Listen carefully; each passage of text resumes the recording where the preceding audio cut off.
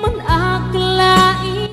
Narito tayo ngayon upang matunghayan at pag-usapan ng talaga namang napakainit at nagbabagang napaka-trending na issue ni Ate Erica.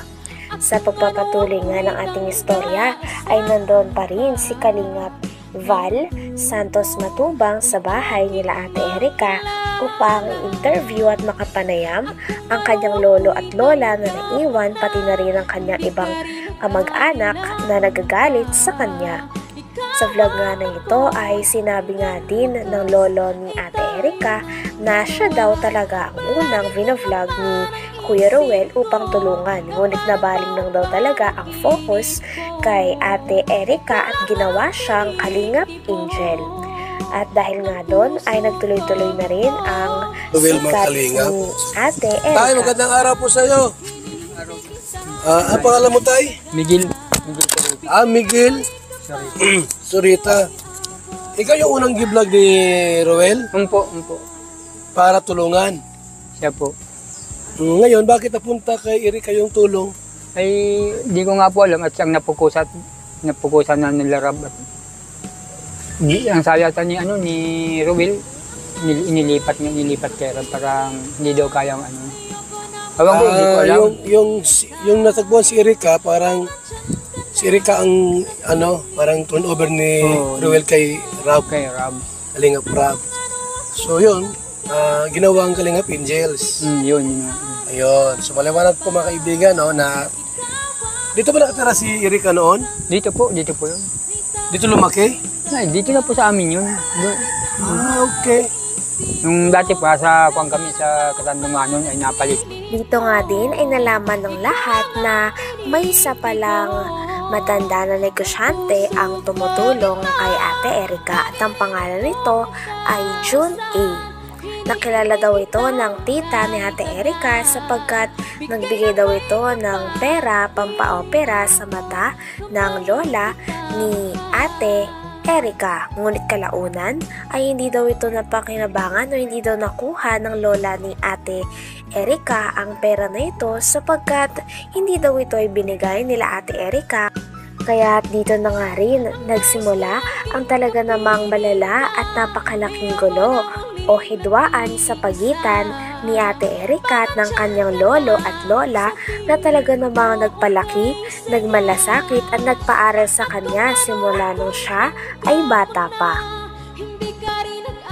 Lagi si Erica. Maliit pa yun sa amin. Kayo na nagpalaki noon. Kami na po, kapaaral. Ngayon, nasaan sila ngayon? Ay, nasa bagong bahay na po. May bagong bahay na po sila. Sino po ang nagpatayo ng bahay nilang bago? Ay, sila yata po. Sino pang tumulong ang nagbigay na yung pangpagawa ng bahay? Ayun, ang pag-aalam ko po, yung nga pong nakausap ng sila, may daw matanda ko. Yung matandang Tanda? Yun, ang alam ba ganun? June E yata yun. June A? June E. Matanda na ba yun? Sabi po, matanda na. Ate, ano ko lang, matanda na ba si June A? Matanda na po, siguro po mga 60 or 50 yan mga ganun. Nakita mo na di pa? Nakita ko na po yun. Saan mo Kasi nakita? nagpasalamat po ako rin sa kanya nung yung last baga po na vlog ni Kalingap, ni Rab na nagbigay kay mama ng pampaopera ng sa mata. Okay. Ay hindi po namin alam na kakontak na pala po yun. Dito nga din ay Contact nalaman na nila. nila na habang vinavlog daw pala ni Kalingap Rab si Ate Erica ay kakontak na ni Sheila May o ng ate ni Ate Erica si Sir June A na sponsor at negosyante.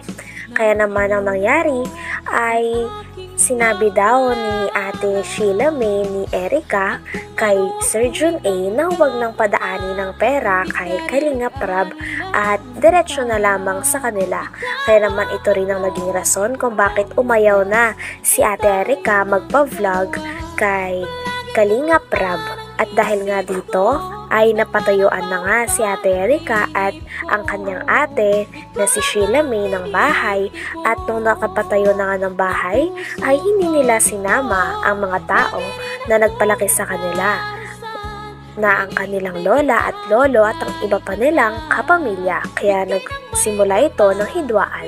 Nagbigay ko ng mama ng pampaopera ng sa mata. Okay. Ay Hindi po namin alam na kakontak na pala po yun ni Contact na nino? si Sir Jun A. Ni Sheila May?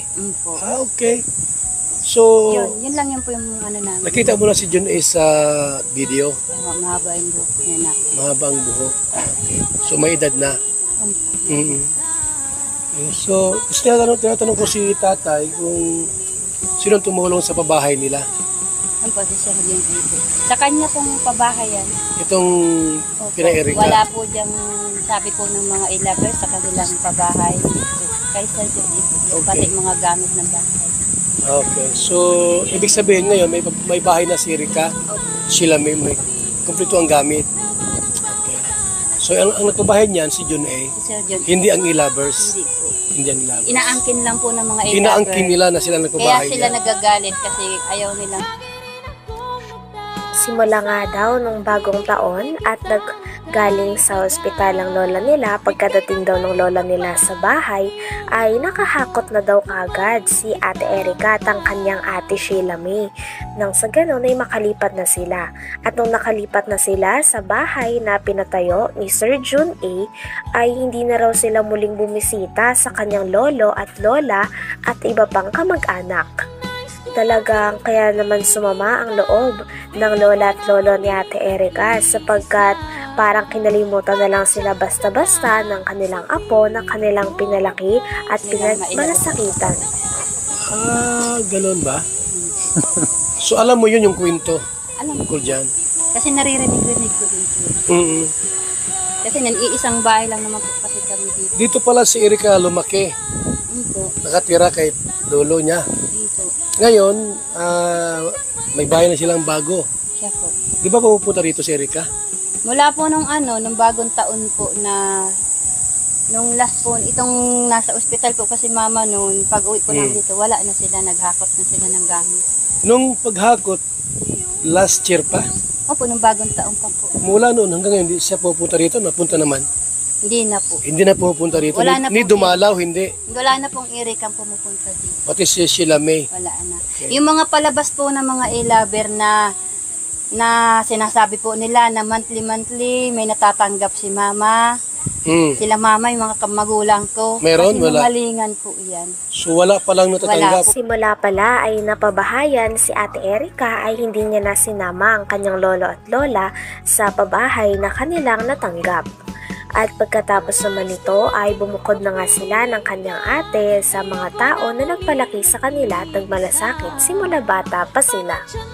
At sabi pa nga dito ng tita ni Ate Erika ay may kumakalat daw na nagpapadala daw o nagsusustento pa din si Ate Erika at si Sheila May sa kanilang lolo at lola. Ngunit hindi daw talaga ito totoo sapagkat simula nung nakalipat si Ate Erika at si Sheila May na kanyang ate sa pabahay ni Sir Jun A ay hindi na raw sila muling bumisita at hindi na rin sila nagpapadala ng pera kaya naman talagang nakasakit ito sa damdamin ng lolo at lola niya sapagkat parang feeling nila ay kinalimutan na lamang sila bigla-bigla ng kanilang mga apong pinalaki nila.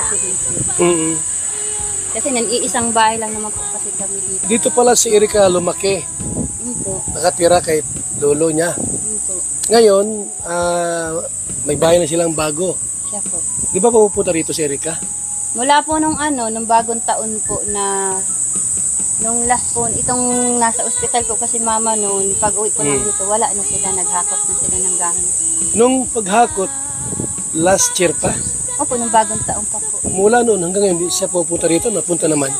Hindi na po. Hindi na pupunta rito. Wala na Ni po. dumalaw, hindi. Wala na pong Erika pumupunta dito. Pati si Sheila May. Wala na. Yung mga palabas po ng mga e-lover na sinasabi po nila na monthly may natatanggap si mama. Sila mama, yung mga magulang ko. Meron? Kasi Wala. malingan po yan. So wala palang Wala natatanggap. po yan. Yun po yung gusto kong linisin po talaga na nalalaman po ng tao, binabaliktad po nila eh. Okay. Nakakaya pa. Hanggang dito na lamang muna ang talaga namang nagtitrending, nagbabaga at napakainit na issue ni Ate Erika. Maraming salamat sa inyong panonood. Hanggang sa muli. Bye!